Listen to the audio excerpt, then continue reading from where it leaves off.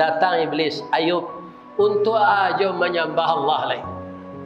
Engkau lah rugi, gudang ratu lah tabaka, kabur lah rusak. Apa kata Nabi Ayub? Harta itu titipan. Nan magi Allah, nan ambil balik Allah. Nak ada urusan ambo. Kutiko ratu ko banyak, lalai ambo kamu saji. Ndak bara wakatu kamu saji. Kini warato ko lah habis, ambo rajin kamu saji lain.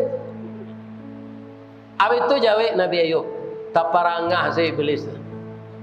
Bagi ci Allah, yo ya Allah, ndak taluk dan bodoh. Tapi ada cek lain ya Allah, anaknya rancak-rancak beranam padusi. Alun dapat jodoh lah gadis-gadis ketek. Boleh ndak ambo mohon ya Allah, sakian anaknya tu kan nama-namanya matian ke iblis.